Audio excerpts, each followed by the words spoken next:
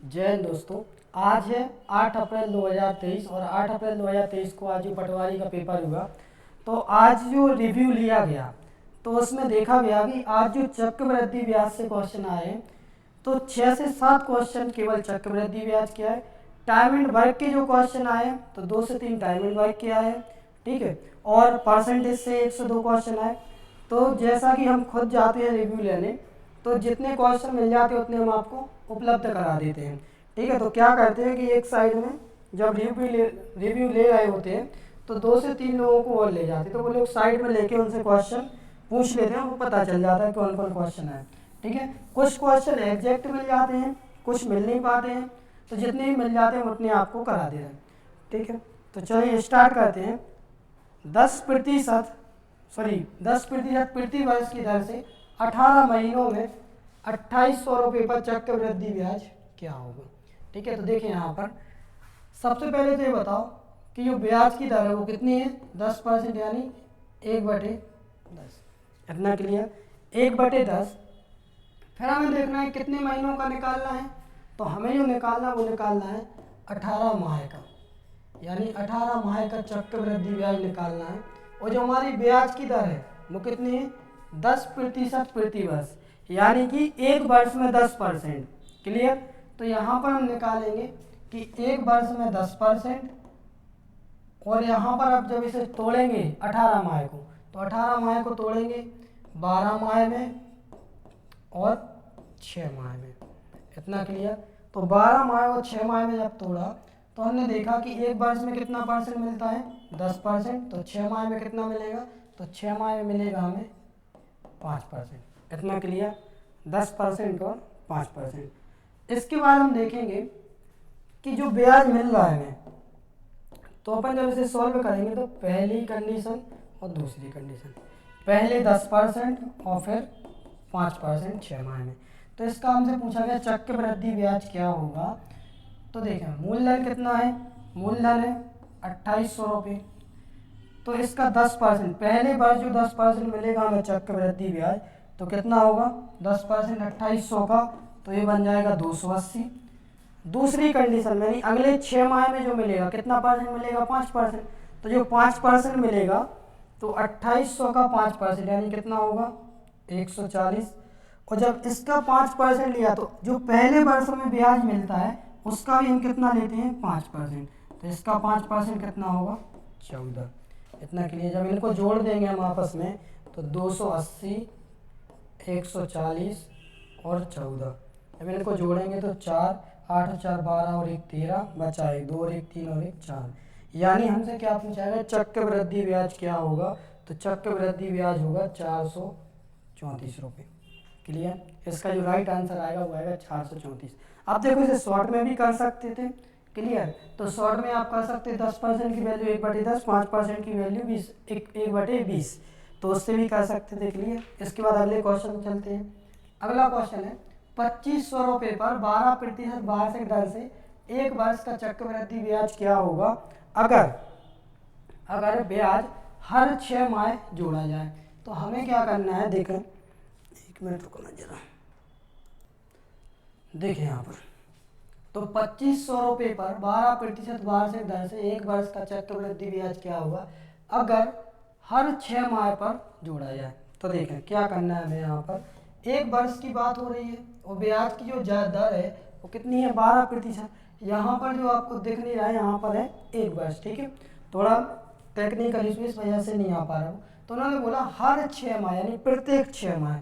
तो देखिए हमें क्या करना है, जो हमारा मूलधन है, मूलधन कितना है, मूलधन है 2500 रुपये। इसके बाद जो ब्याज की दर है यानी रेट ऑफ इंटरेस्ट है कितना परसेंट है, 12% है। और जो हमें ब्याज निकालना है वो कितने का निकालना है, एक वर्ष का। लेकिन उन्होंने हमसे क्या बोला कि हर 6 माह यानी प्रत्येक 6 माह। तो एक वर्ष में कितने माह होते हैं, 12 माह। तो यहाँ 6 माह और 6 माह का हम 2 कंडीशन में निकालेंगे, क्लियर। तो यहाँ पर देखें कि एक वर्ष में कितना परसेंट मिलता है हमें, 12%। तो 6 माह में कितना मिलेगा, 6%, और दूसरे 6 माह में भी 6%। अब हमें क्या करना है कि 2500 का 6% निकालेंगे तो इसका 1% कितना होगा 25। 6%, 25 छक्के 150, इतना क्लियर। यहाँ पर आ गया 150 और यहाँ पर भी 150। अब जो हमने पहले 6 माह में ब्याज लगा था जो हमें, उसका भी कितना लेंगे हम 6%, इसका 1% 1.5, इतना क्लियर। और इसका 1.5 का हम निकालेंगे 6%, 1.5 दूनी 3, इतना क्लियर। 1.5 दूनी 3 और 3 का भी 3 गुना करें, 3 3 का 9, ठीक है। अगर समझ में आया तो ठीक है, नहीं आया तो देखें। 150 का कितने परसेंट निकालना है, 6/100 करेंगे, 0 से 0 कट जाएगा, 15 छक्का 90/10, 0 से 0 कट जाएगा, कितना आ जाएगा 9, यानी 9 और जुड़ जाएगा, इतना क्लियर। जब ये 9 जुड़ जाएगा तो ये कितना बन जाएगा 150, 150, 300 और 9 309। तो यहाँ पर क्या हो जाएगा, जो राइट आंसर आएगा हमारा 309। क्लियर, समझ में आया, कोई दिक्कत? तो देखिए अपन और आसानी से भी इसे कर सकते थे, जरूरी नहीं कि इस विधि से करें, ठीक है। समझ में आया, कोई दिक्कत परेशानी? इसके बाद अगले क्वेश्चन में चलते हैं। अगला क्वेश्चन है, चक्रवृद्धि ब्याज से उधार दिए गए x 2 वर्ष में, यहाँ पर 2 वर्ष है, क्लियर, इंग्लिश में तो लिखा है ना, ठीक है। तो 2 वर्ष में 10% वार्षिक दर से 4,84,000 होते हैं, तो x खोजें। तो बिल्कुल आसान सी बात है भाई साहब, हमें x खोजना है, तो कोई बात नहीं, यहाँ पर देखा जाए तो यहाँ पर मूलधन यानी x है और मूलधन और मिश्र धन, अपन सीधा निकालेंगे मूलधन और मिश्र धन। यानी उन्होंने x के बारे में बात की जा रही है, यानी x का मतलब निकालना क्या है, मूलधन ही निकालना है। यहाँ पर देखेंगे हम 10%, 10% के लिए हम क्या लिखते हैं, तो 10% के लिए लिखते हैं 1/10, यानी कि 10 हमारा क्या है, मूलधन है, 1 हमें ब्याज मिला, तो कितना हो जाएगा 11 पहले वर्ष। दूसरे वर्ष क्या करेंगे, दूसरे वर्ष भी यही करेंगे कि 10 हमारा मूलधन है, 1 हमें ब्याज मिलेगा, यानी कितना हो जाएगा 11। 10 का 10 में गुणा होगा, कितना हो जाएगा 100, 11 का 11 में गुणा होगा, हो जाएगा 121। इसके बाद हमसे बोला गया होते हैं, हो जाते होंगे, तो बात हो जाती है कि वो मिश्र धन की बात हो रही है भाई साहब। और मिश्र धन कितना है, यहाँ पर मिश्र धन है 4,84,000, 4,84,000। जब इसमें हम भाग देंगे 4,84,000 में 121 से 121, तो 1 चौके 4, 2 चौके 8, 1 चौके 4, कितने गुना है 4 गुना, तो 4 गुना और 3 जीरो, 1 2 3, यानी कितना आ जाएगा इसका 4,000 गुना।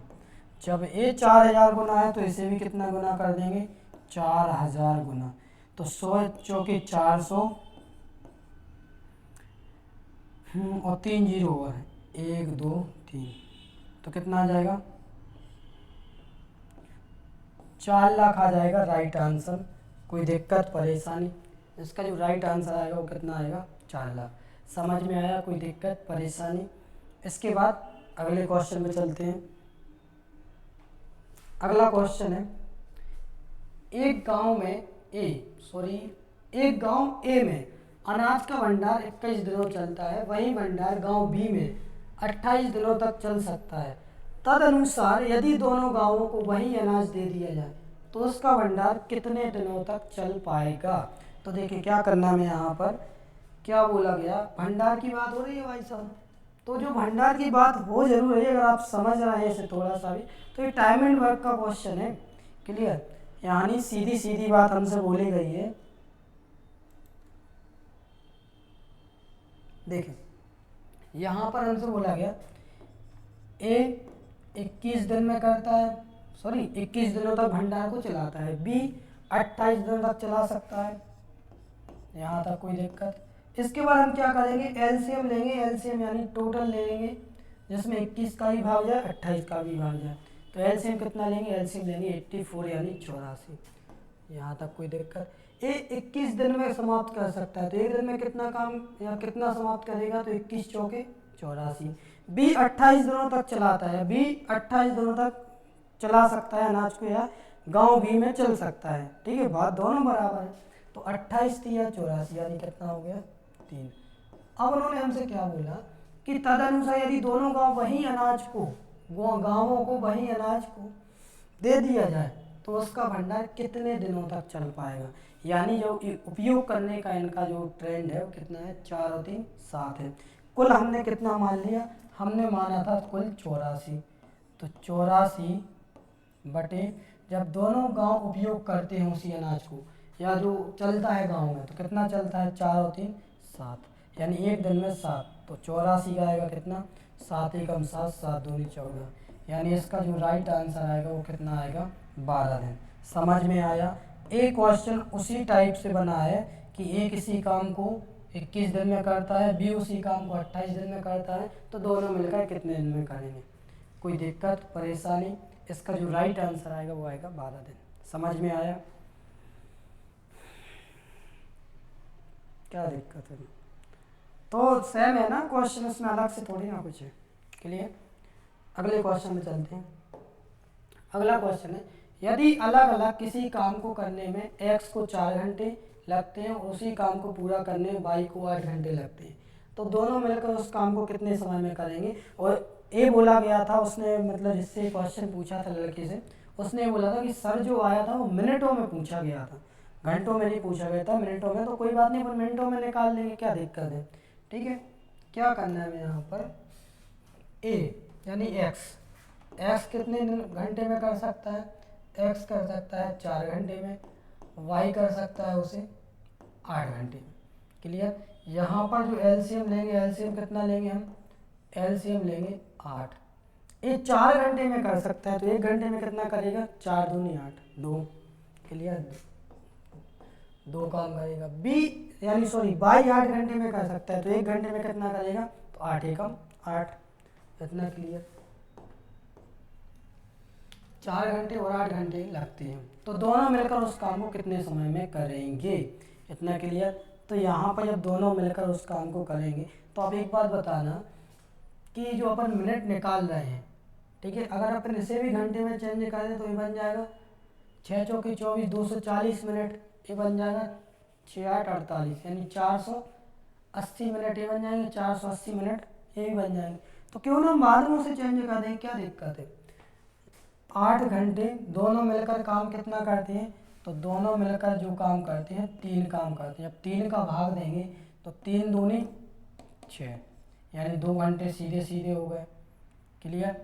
3 दूनी 6, बचा कितना, 1/3। और आपको पता है कि 60 का 1/3 भाग क्या होता है, तो मिनट में चेंज करेंगे, यानी ये तो हो जाएंगे कितने, 120 मिनट। यहाँ तक किसी को दिक्कत, 120 मिनट। देखो अगर आपके दिमाग में चल रहा है तो आप यहाँ पे भी कर सकते हो 240 मिनट, 480 मिनट, यहाँ पे एलसीएम लोगे 480 मिनट। कंडीशन दोनों में आंसर आ जाएगा, उससे परेशान ना हो, अपन बाद में कर दे रहे हैं। तो 60 मिनट का 1/3 भाग क्या होता है, तो आपको पता है 20 मिनट होता है। ठीक है, केवल फॉर्मेलिटी के लिए आपको बताया, आपको पता पहले से होगा। तो 120 मिनट और 20 मिनट है, 1 मिनट रुकना, 3 से भाग दे रहा है, सॉरी यहाँ पर जो बच रहा है, 1 मिनट रुकना, वही प्रॉब्लम। तो यहाँ पर 2/3 बच रहा। क्लियर, 2/3, यानी 60 का हम क्या निकालेंगे, 2/3। तो 60 का 2/3 निकालेंगे तो 20 दूनी 40, यानी 40 मिनट ये हो जाएगा। तो 120 और 40 कितना हो जाएगा, 160 मिनट। यहाँ तक कोई दिक्कत। इसका जो राइट आंसर आएगा वो कितना आएगा, 160 मिनट। क्लियर, समझ में आया, कोई दिक्कत परेशानी। तो बन जाएंगे इस टाइप क्वेश्चन। देखो कुछ लोग कमेंट करते हैं कि सर क्वेश्चन को लेके, तो भाई आपको एक बात बता दें मेरे प्यारे भाइयों और बहनों, कि अगर आप देखेंगे ना मेरी क्लास में, तो जो एनालिसिस वाली प्लेलिस्ट है उसमें आप देखना ऐसा कोई भी दिन नहीं है जिस दिन हमने रिव्यू ना लिया हो। ठीक है, हम खुद जाते हैं पर्सनल, हम खुद लेते हैं, ऐसा भी नहीं है कि हम किसी को भेजते हों। जब हम खुद जाते हैं और जितने क्वेश्चन हमें मिल जाते हैं, वो बात अलग है कि अपना नेटवर्क इतना बड़ा नहीं है अभी कि ज़्यादा से ज़्यादा क्वेश्चन आ पाए, लेकिन जितने भी आते हैं वो हम आपको करा देते हैं। ठीक है, तो आप पढ़ लिया करो और खुद से प्रैक्टिस ज़्यादा से ज़्यादा किया करो। ये ज़रूरी नहीं कि जो आ रहे हैं तो यही आएंगे, इस टाइप के आते हैं, फिर ये जरूर है कि आपको अगले दिन उस टाइप का मिले तो आपसे बन जाएंगे। क्लियर। तो ऐसा बिल्कुल भी नहीं है कि हम आपको दोनों शिफ्ट की करा पाएँ, क्योंकि देखो हो सकता है आपने 100 वाली शिफ्ट की दी हो, शाम के हमें मिले ही ना हो, सुबह के मिले ही ना हो क्वेश्चन, शाम के मिले हो या शाम को मिले हो सुबह के ना मिले हो, तो ऐसी कंडीशन बनती है। क्लियर? तो ये ना सोचा करें कि पता नहीं क्या होगा या कैसे आते होंगे क्वेश्चन। क्लियर? समझ में आया? इसके बाद अगले क्वेश्चन में चलते हैं। अगला क्वेश्चन है, एक दुकानदार को 630 में एक कोट बेचने पर 5% का लाभ होता है, तो कोट का लागत मूल्य ज्ञात कीजिए। तो देखिए कितना आसान क्वेश्चन है, तो आप सेकंडों में कर लोगे। तो कितने परसेंट का लाभ होता है हमें होता है भाई साहब 5% का। तो 5% बराबर आप कितना रखोगे, 1/20। यानी कि यहाँ से हम पता करेंगे जो हमारी कॉस्ट प्राइस है, ये हमारा प्रॉफिट है। ठीक है, तो कॉस्ट प्राइस कितनी है, कॉस्ट प्राइस है 20, प्रॉफिट कितने का है, प्रॉफिट है 1 का, तो सेलिंग प्राइस कितनी हो जाएगी, 20 और 1 21। इतना क्लियर? अपने हिसाब से 21 हो रही, उनके हिसाब से कितनी हो रही, तो उनके हिसाब से हो रही है 630। इतना क्लियर? तो उनके हिसाब से 630 हो रही, जब हम भाग देंगे तो 21 दिया 63, यानी 1 यूनिट की वैल्यू कितनी आई 30, तो 20 यूनिट की वैल्यू कितनी आएगी, तो 20 दिया, सॉरी 1 मिनट, हाँ 1 यूनिट की वैल्यू 21, तो 20 यूनिट की वैल्यू, तो 20 दिया 60, यानी कितना आएगा 600, और यही हमारा क्या होगा आंसर। क्लियर? समझ में आया? कोई दिक्कत परेशानी? इसका जो राइट आंसर आएगा वो आएगा 600। ठीक है, इसके बाद अगले क्वेश्चन में चलते हैं। अगला क्वेश्चन है, यदि किसी वस्तु को 425 में बेचने पर उतना ही लाभ होता है जितनी उसे 355 में बेचने पर हानि होती है, तो उस वस्तु का क्रय मूल्य क्या होगा।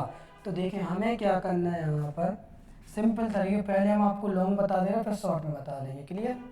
तो यहाँ पर बोला गया कि एक वस्तु है, उसका कॉस्ट प्राइस हमें नहीं पता कितना है, लेकिन इतना जरूर पता है कि उसे 425 में बेचते हैं, तो जितनी हानि होती है, मान के चलो हानि कितने की हो रही, 1 की, उतना ही लाभ या फिर उतना ही लाभ बेचने से उतना ही लाभ होता है जितनी उसे 355 में बेचने पर हानि होती है, यानी जितनी हमें हानि हो रही है उतना ही लाभ उसे कितने में बेचने पर होता है, 425 में।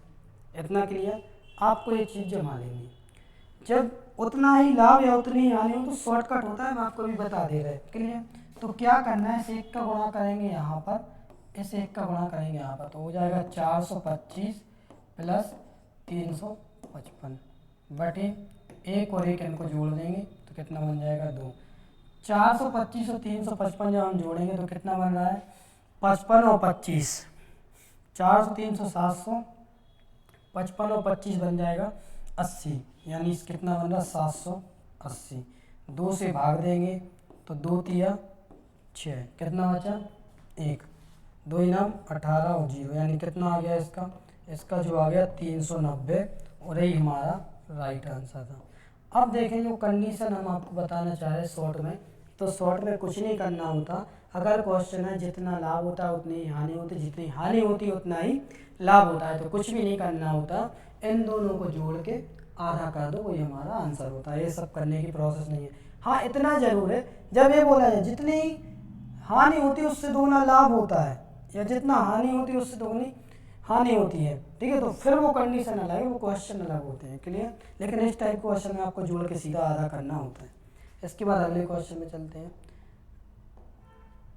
अगला क्वेश्चन है, एक कक्षा 25 छात्रों का औसत भार 50 किलोग्राम है, यदि उसमें कक्षा के अध्यापक का भार भी शामिल कर लिया जाए तो औसत भार में 1 किलो की वृद्धि हो जाती है, तदनुसार उस अध्यापक का भार कितना है। तो पढ़ लीजिए इस क्वेश्चन को, आप कर सकते हैं। ठीक है, जल्दी से आंसर बता दीजिए फिर हम कराएं।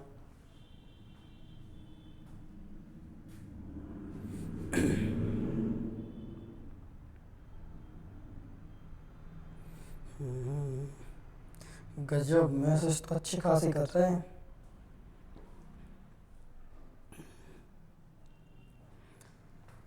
ठीक है भाई, आप लोग नहीं सुधर सकते उसमें।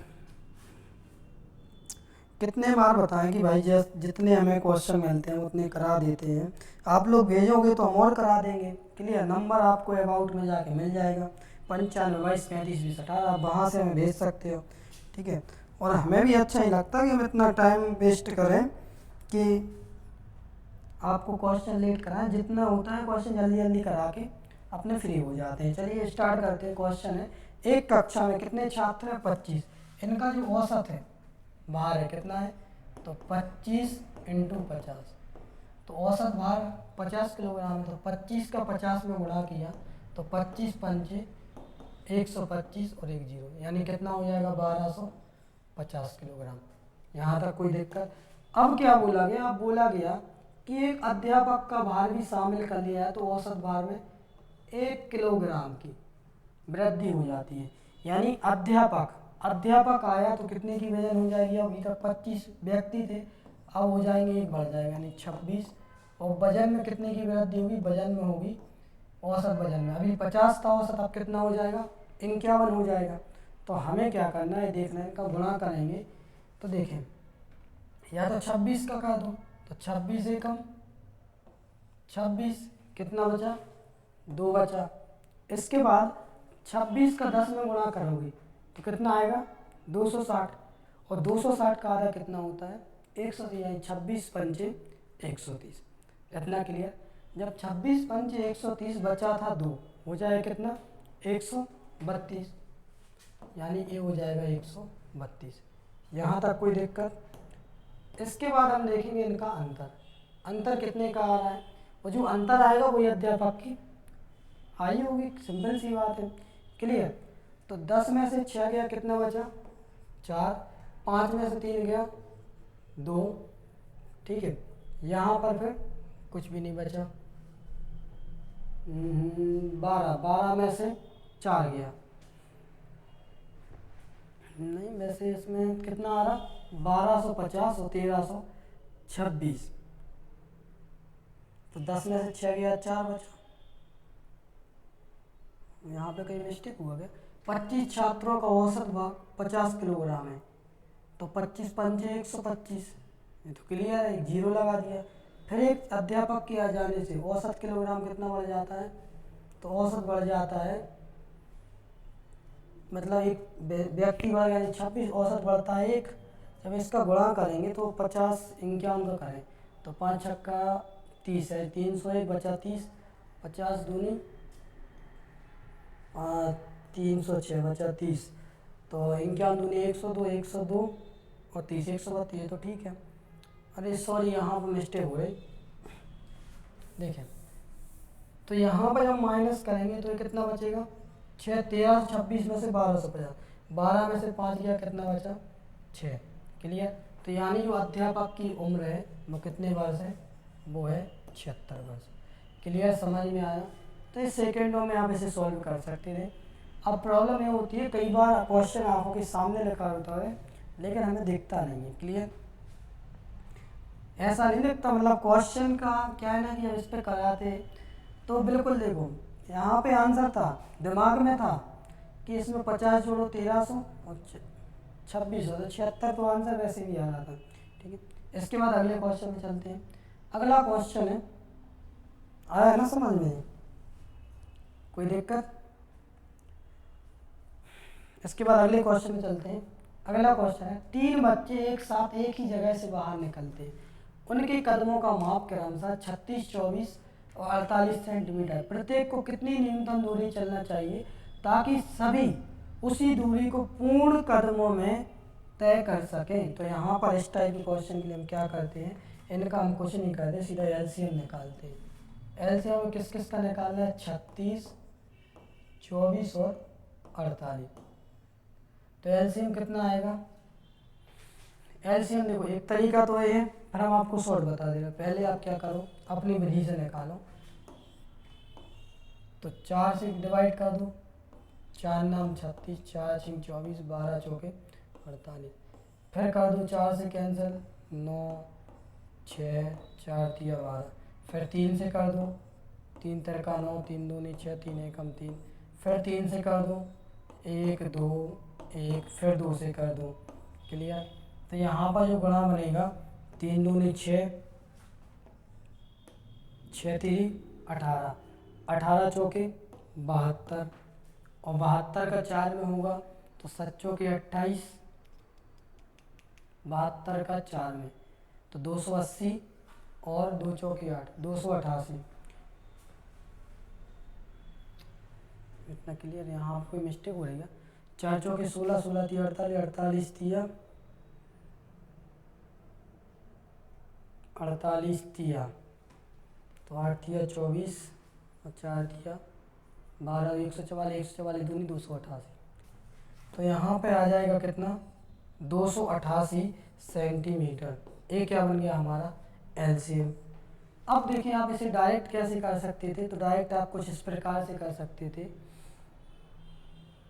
4 7 28, ठीक है, सभी का भाग चला जाएगा, कोई दिक्कत नहीं। यानी इसका जो राइट आंसर आएगा वो आएगा 288। आपको डायरेक्ट कैसे करना है? बड़े नंबर को लेना है, दुगना तिगना कर देना है। आप इसे दुगना करोगे 4 में, तिगना करोगे 4 गुना करोगे, या फिर आप क्या कर सकते हैं, इसमें से जो कॉमन आए ना उसे कॉमन लेके बाकी का गुणा कर दिया करो, तो भी आंसर आ जाएगा। क्लियर? एलसीएम ही निकलता था इसका, और कोई तरीका इसके लिए नहीं था। क्लियर? समझ में आया? कोई दिक्कत परेशानी? इसके बाद अगले क्वेश्चन में चलते हैं। अगला क्वेश्चन है, शराब और पानी के 40 लीटर मिश्रण में 65% शराब है, तो मिश्रण में पानी की मात्रा क्या है? तो भाई क्या था क्वेश्चन में? कुछ भी तो नहीं था। 40 लीटर है कुल मिश्रण, 40 में कितना? 65% शराब है, तो 35% क्या होगा फिर? जब 40% शराब है तो 35% पानी होगा, सीधी सी बात है। तो या तो 65% निकाल के माइनस कर दो, या फिर सीधा 35 ही निकाल दो। तो आप 35% निकाल दे रहे 40 का, 40 × 35/100, 0 से 0 कट जाएगा, 35 चौके 140, 140/10, 0 से 0 कट जाएगा, कितना आ जाएगा? 14 लीटर। यानी 14 लीटर क्या है इसमें? तो 14 लीटर है पानी। क्लियर? समझ में आया? कोई दिक्कत परेशानी? इसके बाद अगले क्वेश्चन में चलते हैं। अगला क्वेश्चन है, एक परीक्षा में 54% विद्यार्थी विज्ञान में सफल हुए, 52% गणित में असफल हुए। यहाँ पर भी असफल है, ठीक है, सफल नहीं होगा, यहाँ पर असफल है। और 32% दोनों विषयों में असफल हुए। तो पास विद्यार्थियों में, सॉरी, तो दोनों में, और दोनों परीक्षा में क्या हुआ? तो देखो, दोनों विषयों में असफल हुए, कितने प्रतिशत विद्यार्थी दोनों विषय में सफल हुए? तो क्या करना है हमें यहाँ पर? सिंपल सा तरीका है, 100 - x + y - z। इतना क्लियर? तो 100 माइनस, पहले कौन सा विषय है? विज्ञान। विज्ञान में कितने असफल हुए? 54, प्लस गणित में कितने असफल हुए? 42, माइनस दोनों विषय में 32।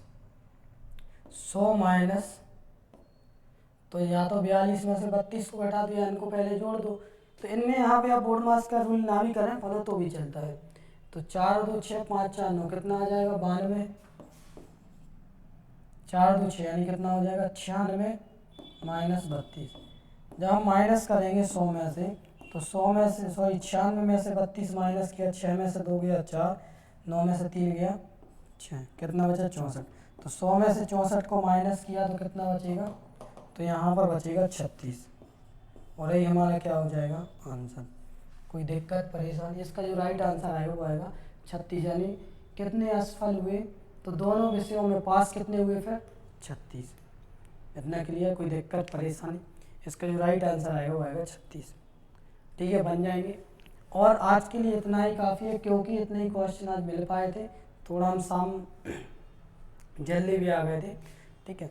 तो और क्वेश्चन के साथ हम कल मिलेंगे, और जिस भी क्वेश्चन में आपको डाउट हो मैसेज कर देना, क्योंकि हमें मानते हैं कि थोड़ी बहुत कैलकुलेशन में मिस्टेक हो जाती है। तो हम कोई ऐसे मैथ के विशेषज्ञ नहीं कह सकते अपने आप को ना, हमें इतनी मैथ्स आती है, बस थोड़ी सी आती तो आपको बता देते। क्लियर? तो जहाँ भी मिस्टेक आपको लगे तो बता दिया करो, नेक्स्ट क्वेश्चन में उसे सुधार दिया करेंगे। Thank you.